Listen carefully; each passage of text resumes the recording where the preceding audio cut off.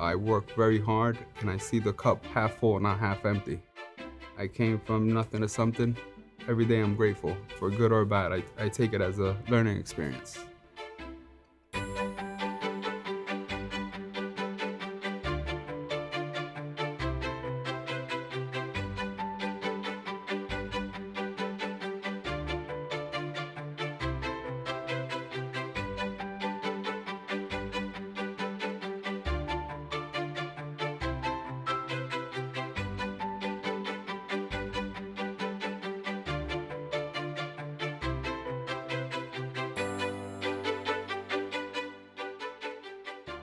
How are you doing today? I'm good. A little Good. nervous, but Yeah, good. nothing to be nervous about.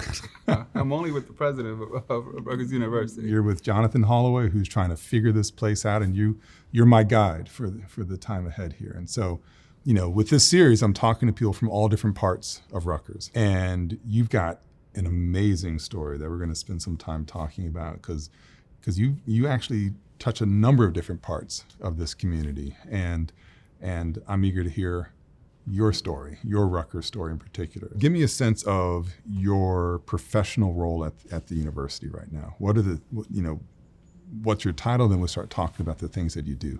So my title is Assistant Athletic Director for Support Services. I oversee the custodial staff, the maintenance mechanics, the electricians, and the painter, and all the above that I'm asked to do, I just do it. And as you know, everything is related to support services. So I'm fortunate enough to work with a good team, and we get things done on a daily basis. You get things done on a daily basis. I mean, you just kind of rolled that off your tongue like it's no big deal, but getting things done is not always an easy thing. And you're talking about all kinds of different things that you're overseeing, and doing on a daily basis is also not necessarily an easy thing. So in terms of the crews that you supervise, the team that you supervise, what are the range of things that might come across your desk in a week, let's say? More in a day In a day, okay, than a sorry. week. We're here to provide with whatever the teams need. We have some demanding teams that we definitely understand that they need things to help them progress and to help the team do better. Like football, for example, we try to give them what they need because we are part of them. We're part of their operation, part of everyone's team here. Yeah.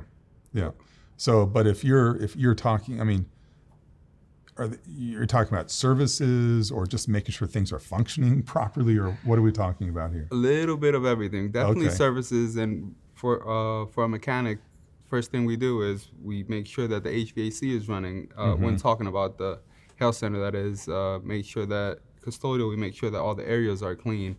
Electrical, we make sure that all the lights are working properly. Of course, we'll be notified, but we try to Right. beat the customer, who is football, before they get to it, because we see it as a complaint, even though it's not. Yeah. We immediately address it, get it taken care of. You know, this is the thing that most people, I think, take for granted, which I wish it weren't the case. But you talked about the HVAC, the lighting, electrical, all the things that when I walk into a room, I expect to be working. I don't even think about it, right? Unless it's not working. And then I get bent out of shape because I'm inconvenienced. But there are people, as you know, it's your people who are making sure all this stuff works.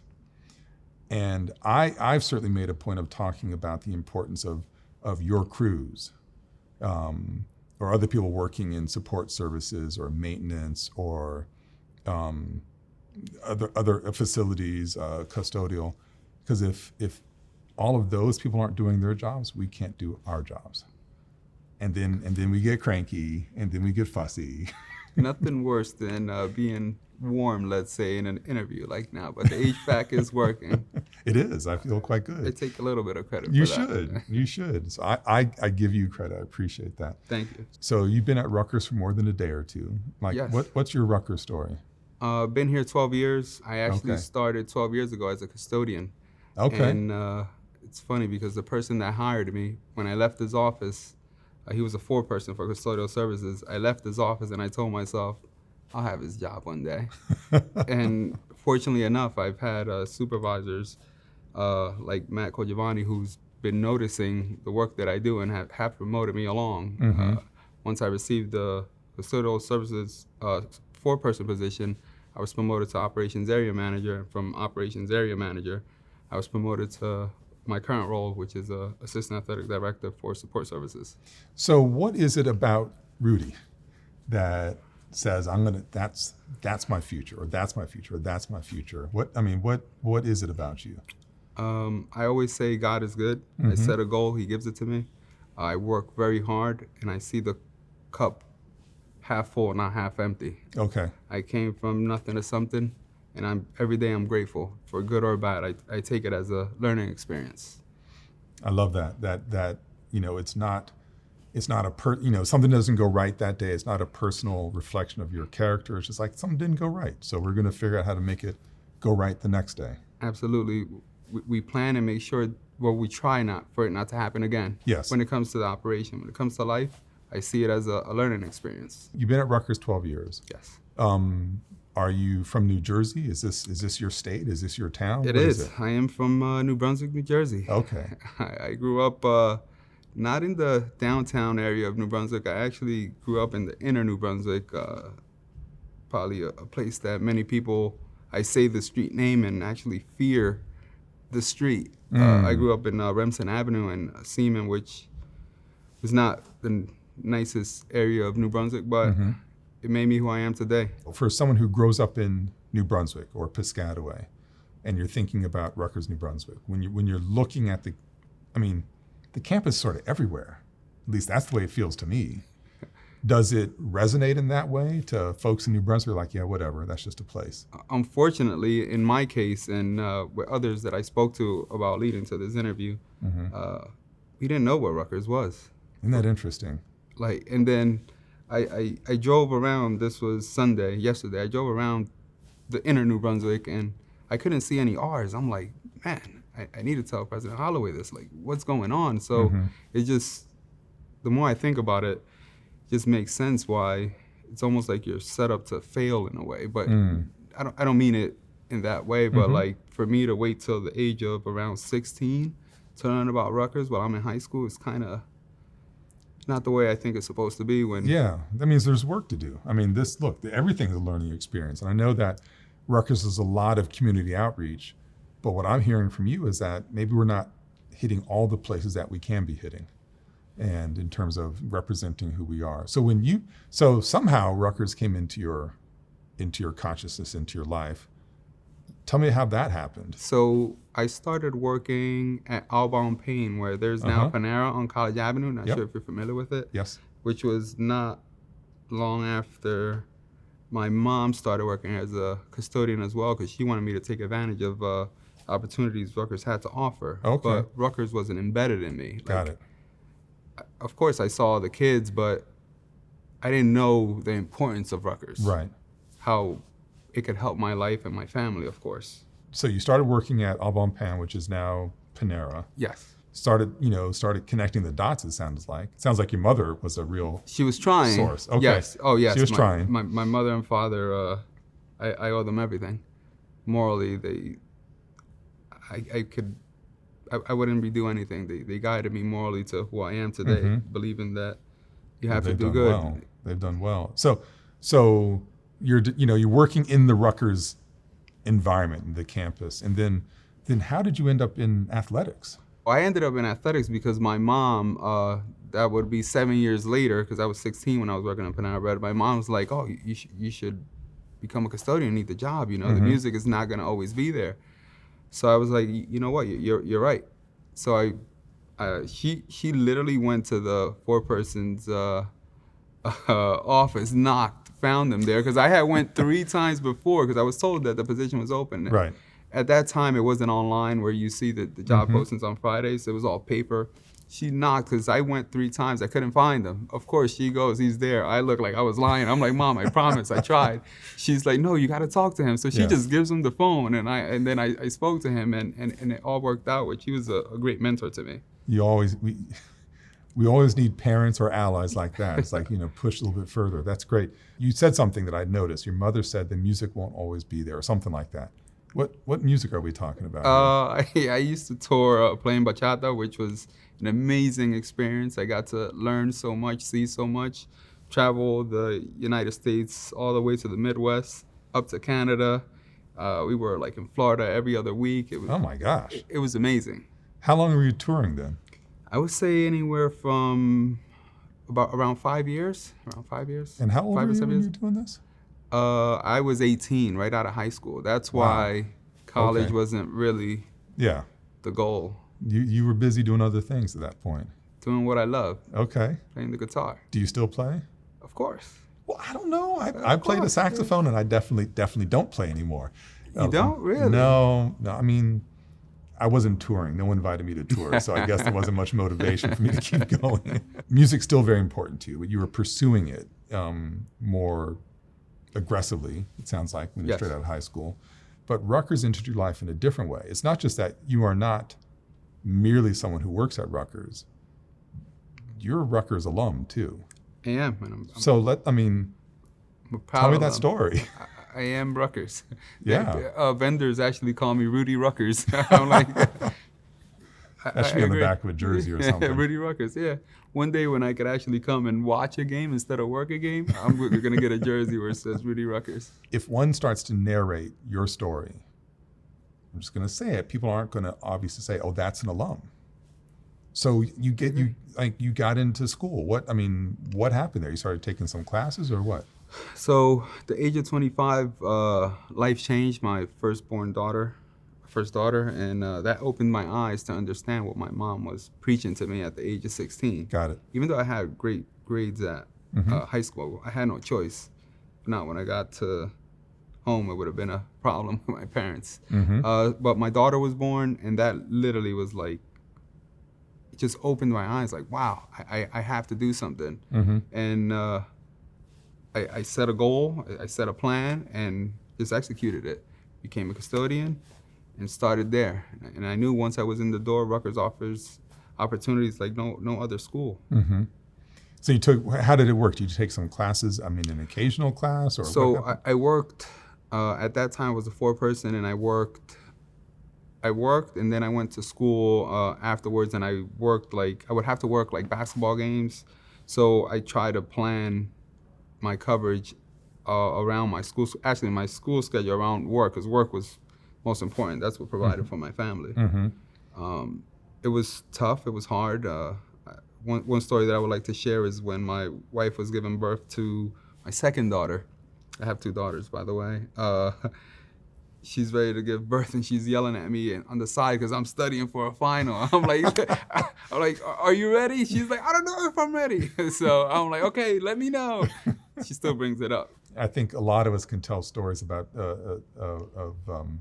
fathers being kind of helpless in the moment in those rooms. It's me. We will not share my story, but there was a moment when my wife looked at me like I was a bit crazy. Do you remember what the class was? Yes, it was accounting. Accounting class. I had no choice. I wanted to make sure I got a good grade on that test, and I'm enjoying the rewards now. For all the people who say accounting and birth don't interlace, Some way, somehow. Yeah, you made it work. Were you an accounting major? No, it was an elective. An elective. Okay, what did you major in? My undergrad was labor studies and criminal justice. Your undergrad. My So undergrad. you're not just a one-time alum. You have a couple of degrees from here, it sounds like. Yes.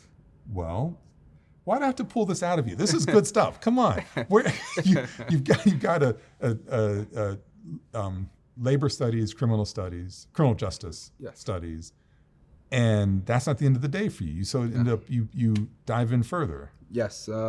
Just recently, I received my my master's in business administration. Fabulous. And all this is for my family. I wanted to show my daughters that if I could do it, they could do it. I am only the second person to graduate high school at the time, the second person to go to college and get an undergrad, and now the first to get an M.B.A. So Just blown the doors off. I'm just trying to motivate my family, my friends, people from New Brunswick, see that one of theirs could actually do it. I love this about you because when I was thinking about applying to Rutgers, and I was going back and forth, the timing wasn't right, I wasn't sure if it was the right thing for me for family reasons, but I kept looking a little bit more, And what I've come to conclude, I didn't have the language then, but now I do have the language, is that Rutgers represents the democratic possibilities of this country. Because you're coming from, you're describing a sort of a modest upbringing. And if you didn't have that support network of your parents, who knows where you'd be right now.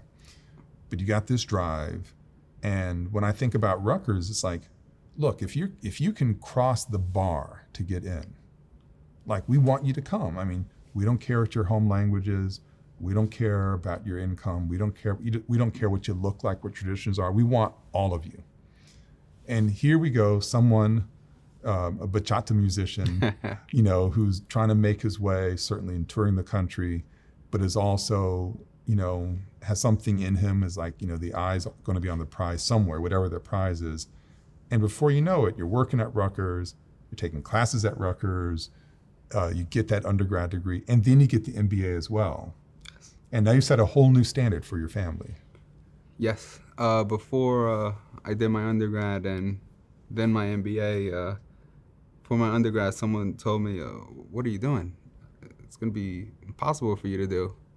So then I got my undergrad, but then when I went for my M.B.A., which I just recently received, that same person told me, man, it's impressive what you're doing. Uh-huh. So at least they didn't say, that. At least they didn't say, I knew you'd do it. I knew you'd do it. At least they didn't totally flip on you. That was a proud moment of mine. I bet it is. And and for your family, because you'll be able to tell that story. They'll be able to tell that story about what Rudy Rutgers did. And that's going to make a difference. I'm sure of it, with your children and whatever for me, when I think about, I'm the first Black person to be the president of the university. And that comes with a lot of responsibility. Of course, I think it should have happened earlier. That's a different story.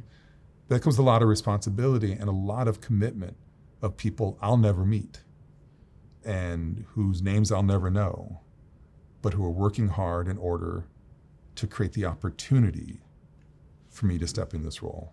Absolutely. And people have done the same thing for you. And I know that, in a couple of generations from now, you will have opened the doors for people, and they may not know your name, although Rudy Rutgers, but you'll have done something special. So for me, that's what Rutgers is. That is the opportunity to help people transform their lives. It's clear you're going to do something special anyway with your drive. You can't deny a drive like that. So you got your M.B.A. Was there a special area of focus in that regard? I did supply chain because... Okay, we're really good in supply chain here. Yeah. Correct. Yeah. You have great professors. I learned so much. It's amazing how much I use on a daily basis with our support staff. Mm-hmm. My planning, more strategic. I'm reducing lead time. It's amazing. I bet you. I'm guessing here that you were doing a lot of the supply chain work before you knew what its name was, what its structure was. Exactly. Oh, this is easy. This makes sense. I've been down this road. But you got some great education opportunities to train up a little bit more, become a little more refined in your work. What's next? You just got your degree, which is amazing. And it's still fresh. And here I am saying what's next, just like that. like isn't that enough yet? But what's next for you? My wife just brought it up too. She's like, I bet you're going for your doctorate. So I'm like, no, I want some relaxing time. I want to go home and just turn on the TV. So I don't know. I haven't thought about it. Okay. I like to set goals, and I like everything I do. Again, is just for my daughters. I like to show them that it's possible. My 7-year-old. She's coming to Rutgers. She already said it. Yep, I'm going to Rutgers. my oldest, when she was young, same thing. And then I talk to my wife about this all the time. I was like, I wish that was me when I was little. Of course, I don't regret my life because it turned out to be perfect in my eyes, at the least. But I just wish I had that. Right. Well, you're giving that, and that's got to feel good too. Absolutely. Yeah. Do your daughters have the appropriate amount of Rutgers swag? The youngest, absolutely. Okay. Absolutely. Okay, because if not, we'd have to fix that in some way. No. If a game starts at noon, when does your day start? We're here by 6 hours before. Wow. My phone probably starts ringing at 5. The night before, we're prepping. My phone doesn't stop ringing till at the extreme earliest, 11 o'clock at night. Because there's Okay. just certain things that we have to do to prep for the game, but it's all worth it, especially after we win. Yes. It's all worth it. And it's going to be more and more worth it as the team Absolutely. gets better and better. So many little things that all of us in athletics do that people don't even notice, but like you mentioned before with the HVAC, it would have been warm in here, you would have Yeah. complained, but still an amazing feeling to be part of Rutgers athletics. I love it. And I think this is, for me, I feel lucky because this feels like a renaissance for Rutgers athletics, because the women's basketball team has been great for a very long time. But, you know, the men are coming on now. Yes. The football team is on the rise.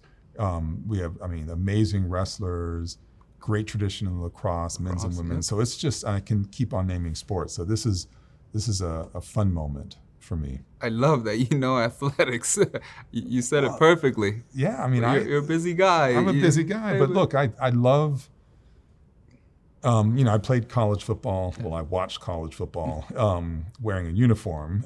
But what I have loved the most about working with athletes in my various administrative roles is, and I tell them this and they get upset at first, like, because they know how to fail. Absolutely. And that's like, what? I don't, they bristle. Absolutely. We don't like to fail. I'm like, of course you don't like to fail, but you do it every day. It's called practice. Absolutely. And then you get up and try again. And that's it's the getting up 100%. that is the thing that makes a difference. And look, we've just met. I don't know any more of your history than you've already told me, but I think you know how to get up. Every day. Yeah. I Every love that day. about you. Michael Jordan said, I missed thousands of shots, but still, you keep going. Same Yeah. here. We make Yeah. mistakes, but make sure we try for it not to happen again, and we just keep chopping. Yeah. It's all about hard work, practice, belief, Dedication. dedication. And, I'll confess that when I'm thinking about football and I see these athletes, they score a touchdown and they're showboating and everything. And I'm a little old school, I'll confess. And I'm like, what I love is the athlete who scores a touchdown, walks over to the ref, hands the ball, and walks away. Cold as ice. Cold as Because they knew they were going to get that touchdown. Absolutely. You're going to get a lot of touchdowns, Rudy. You're going to get a lot of touchdowns. I agree. I believe in myself, and I say whatever you set your mind to it, you could do it. Yeah. Yeah. And if not now, then when? So Yeah. Well, I can't argue against that. Just because I've seen your track record. So I've been asking you lots of questions. Do you have any for me? I do. Oh, okay. I was just wondering, how can Rutgers connect and engage with New Brunswick High School, for example? Because when I attended there from 98 to 2002, I don't remember seeing anything Rutgers. I don't remember anyone going to the high school saying, hey, you should come to Rutgers. I know a lot of bright students. I don't believe that grades determine your intelligence. It just determines your dedication. But so many good students that didn't even consider Rutgers or that didn't even go to college. How can we That's hard break to hear. that? Well, that's going to take work. So the fact that you even raised that with me means that, I'm going to leave this interview with some questions to find out, like, what are we doing locally? Because I don't know myself. Part of this is my own discovery, but I really believe that excellence can be found everywhere. But one has to be dedicated or determined to go look for it. And then once you've found it, to take the time to cultivate it. And it may take more work and it may take some more resources, but that's what a place like Rutgers is supposed to do. So, we may have to do better in that regard, but I believe that we've got to be good citizens wherever we are in the state. And so we've got some work to do in this space. We'll find a way. If you need someone to help, I am more than willing to say my story and it'll inspire some people. Like I was talking to a custodian that came over from facilities. We have our athletics custodians, but they were helping out with this new building. And I started talking to them, and then I told them a little bit about my story, and I'm like, well, you should think about doing something. He's like, really? I was like, yeah, absolutely. Then I tell him that they offer apprenticeship program here at Rutgers for mechanics, electricians. A month later, he's like, Rudy, I got accepted to the apprenticeship program. I love it. That made me like, yes. Well, yes. this is what you're doing. You went through these doors. Absolutely. Your mother may have knocked on them first for you. She definitely did. You went through them, but you're leaving the door open for the next people, and you're guiding them through. I think that's what a Rutgers education is supposed to be about. Absolutely. Thank you. It's a pleasure. Thank you, President Holloway.